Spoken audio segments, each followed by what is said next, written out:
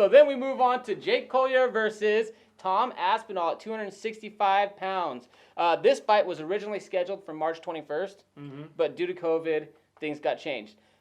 Jake Collier is American. He's 11-4. He's 31 years old. He's 6 feet 3 inches tall, and he's 3-3 in the UFC. And he's fighting Tom Aspinall from England, who's 7-2. One of his losses comes due to an illegal strike to the back of the head in a fight that he was winning.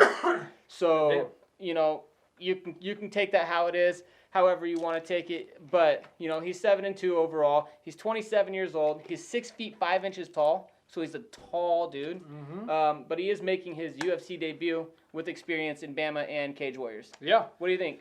Well, immediately when I looked at Aspinall's record and then I went and clicked on the names of all the guys that he beat, Can Crusher alert came to my mind. Yes. You look at the guys, I mean, he was 7-8 wins. So My Can Crusher right there. Yeah, That's so when we got our Can Crusher alert, our first Can Crusher alert of the night right here. Yeah. But we've talked about it before. We got to look at the guys and we can't take away from their skill set just because they fought cans. I actually liked what I saw from Aspinall in those fights. Yeah. He's another big heavyweight who moves really well. There's a good group of them on this card. Yeah. And, you know, with Collier, he likes to throw some leg kicks. He's wild. But go ask Bukachu how those leg kicks were when he tried to kick Aspinall. He Anderson Silva'd him. Yeah. Broke his leg on Aspinall's shin. And the only problem that I have with that win is that's the best guy that he's beaten. Yeah. You know, so we talk about Can Crusher, the best guy he beat, threw a leg kick and broke his own leg. Yeah. So that doesn't take away from him again, because I'm going to talk a little bit more about his accomplishments right now. Yeah. Tom Aspinall, he's 2010 BJJ British champion in no-gi. He's also 2011 British champion in gi. He's a Northwest Junior Open or Northwest Open Super Heavyweight champion.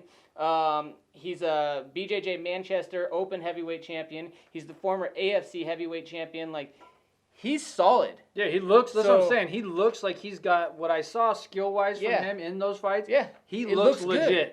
He's just crushed some cans. Yeah. So and then when you get to Jake Collier, yeah, he's 3-3 in the UFC.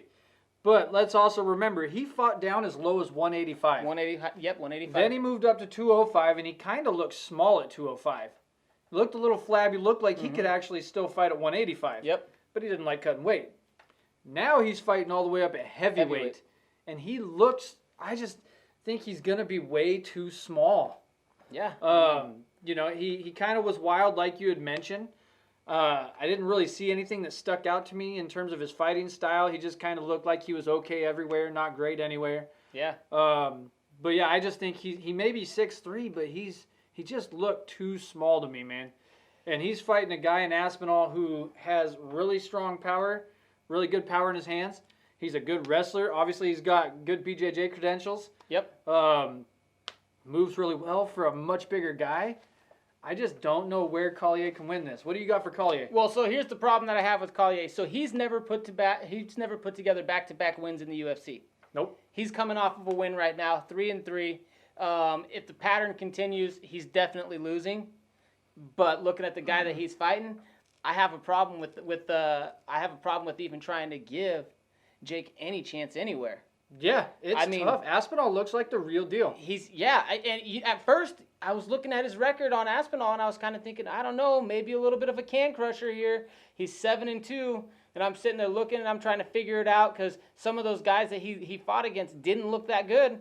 And I'm looking, watch his record right here. Yeah. He doesn't have any very good wins except for the Sofyan Bukachaw one, or Bukachaw one that we already talked about. So it makes it very hard. I mean, I want to see what he does in the UFC. Overall, though, I stuck with him. Yeah, I've got him winning by knockout in round one. I mean, based off of all the accomplishments there, I got him by knockout round one as well. Yeah, I just don't see how 185er is going to go up. We're not talking about another Rumble Johnson who was cutting from 230 down to 170. Yep. You know, Rumble Johnson was cutting 50, 60 pounds to get down to try to be this giant monster versus small guys. Yes. We're talking about a legit dude who's probably a 185er, maybe could even fight down to 170 if he wanted to tighten up his body a little bit. If but he wanted to, yep. he went up to 205 and looked small at 205. I could just only imagine what he's going to look like against Aspinall. Yeah, it's just crazy because if you look at his body, like I've got a picture pulled up right here from his older days. Like he was when ripped. He was actually at 185. Yeah, and he was ripped, and he looks like the prospect. That's his name is the prospect. Yep. And he actually looks like a prospect there. Yeah. Now he looks like a. I don't know what happened. I don't know. Yeah.